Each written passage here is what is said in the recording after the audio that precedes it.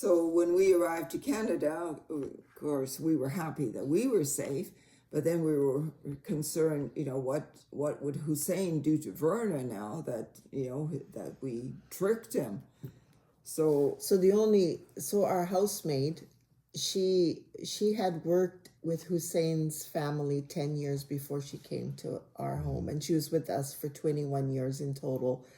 So she knew Arabic. Hussein really respected her because she was quite adamant. A couple of times she really set my husband straight and saying, you don't treat your son like that, you don't treat your wife like that, and he would listen to her. So it was really a God thing. So anyways, it was the summer holidays, and I already was planning to come to Canada to help Ali get settled in his university. And of course, Hussein, had agreed because it already, I got my ticket and everything. So when I came to Canada, and Ali had applied at a number of universities, and we thought he would go study in Toronto. So I took all of his stuff to Toronto, and he, toured the university and everything. And in the end, he says, Mom, I don't have peace to stay here. He says, and he applied at this one university in the States, which was totally out of our league and out of our financial means. But somebody had come from that university because we had relations with the school and the mission, and they knew about Ali's, grade levels and everything. And they said, tell him to just apply and we'll see what we can do. So he also was accepted there and with a scholarship to study. And so in the end, he says, I want to go to Orange City, Iowa. And I said, okay, how are we going to get there? Because it's just a little town. There's no airport. It's 2 hours away. And I've got all your stuff. And we have another problem, because if he's to go study in the States, I needed to have $10,000 in my account as a backup. That was just part of the application. I said, I don't have that. Anyways, and how are we going to get there? So we flew back to Kelowna, and Esther's husband, Neil, said, we will drive. So he packed up all of his stuff, and away all four of us headed to drive to Iowa. Orange City, Iowa, and the border again. It's always the borders and all of his stuff. And he went in, and maybe about after 10 minutes, he came out and he said, it's all done. Nobody came to check the stuff. Nobody came to ask. We were loaded like gypsies. Like the car was just loaded. Nothing. Nobody was checked. Nothing was. And Neil didn't believe him. He thought, and they didn't even ask about the $10,000. Nothing. Like really, it was. God just covered everything. It was amazing. Yeah.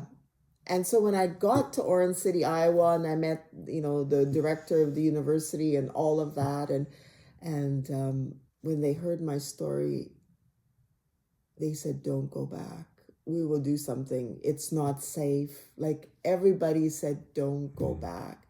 And I said, well, number one, Ali's going to be studying. I need to be working to put him through, even though he has a scholarship. I have to pay for his living and everything. And I said, his dad didn't give any financial support at all. Anyways, and actually when he left, he never mentioned Ali's name again, ever. He never existed. He never asked him. There was never anything. Anyways, I said, God has not given me a word to stay. I know it's not safe. I know I'm risking my life, but I need to go back. And I went back, and it was, because the housemaid was there, there's 3 of us in the home. So he couldn't, it's sort of, she was like a buffer, like just, she lived right with us. Like, so she was really like a buffer. So those 4 years that Ali studied in Orange City, Iowa, I was working, but it was just too much. It was like at the end of the 4th year, it was like I was going to have a nervous breakdown. And I wasn't teaching. I hadn't been teaching for about 10 years. I was in a supervisory role at the school. So it was quite intense. So I decided to retire. And so I had retired for 2 years, and during that time, Ali met his, Fiance.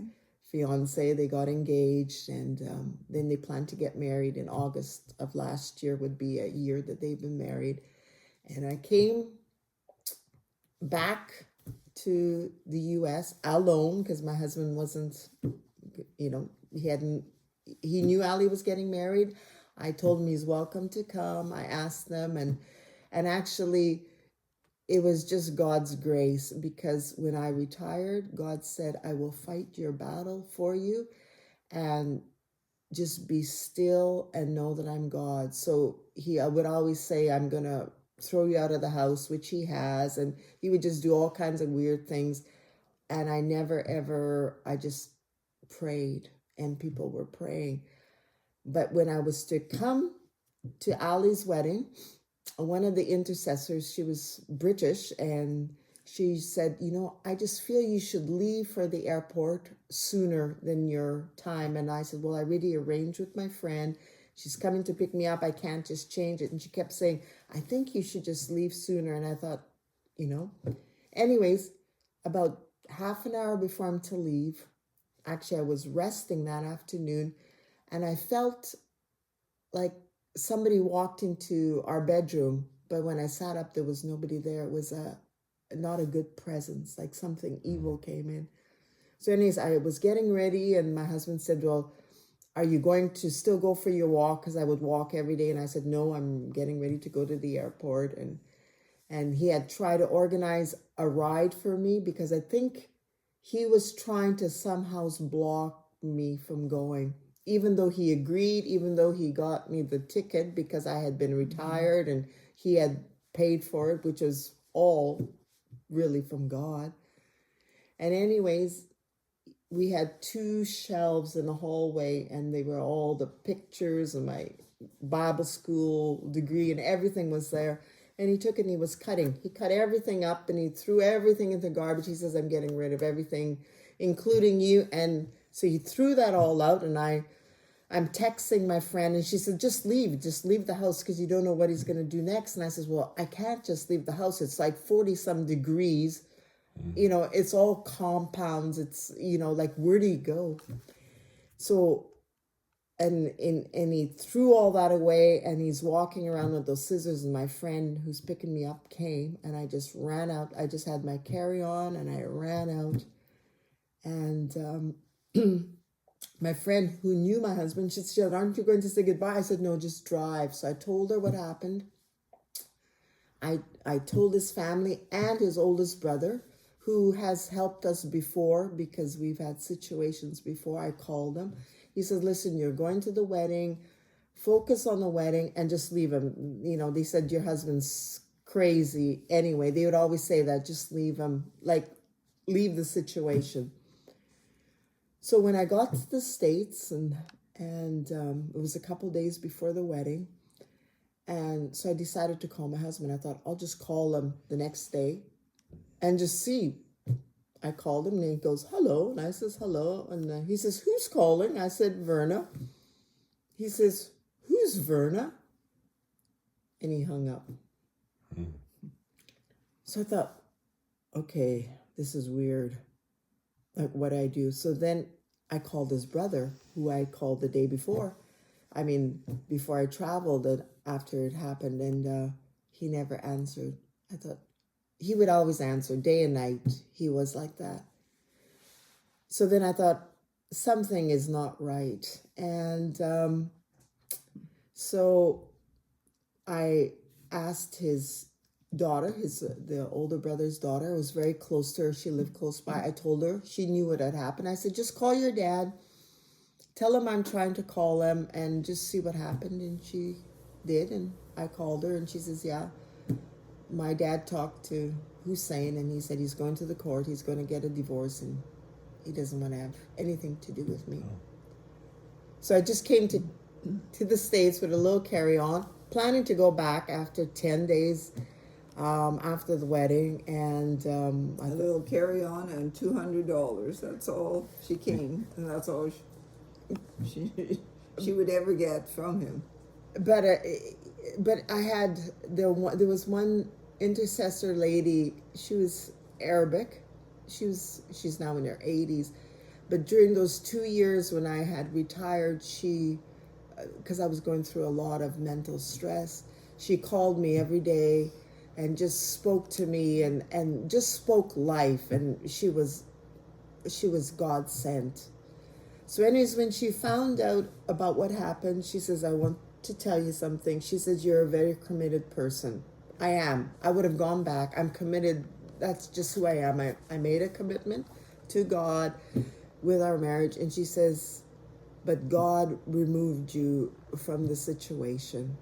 And you're going to have to just begin a new life because he's done that. And he gave me the verse in Genesis 50, verse 20, about Joseph, where the enemy meant it for evil, but God meant it for good, about all that happened to Joseph. But in the end, he brought salvation to his brothers and the family. And I still don't know what's going to happen. I still pray for Hussein. I pray for his family. I'm in touch with the family. I have a very good relationship with the family. And, sure, I've lost everything, but I have my son and his wife, and we know the Lord. All of us know the Lord, and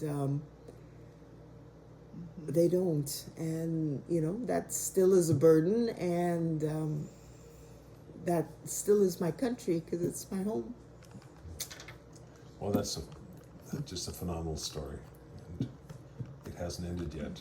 No, it hasn't. It's a journey, and God is, He can take anything and do, yeah. Well, it's great to see how God used all of you. So, anyway, thank you very much.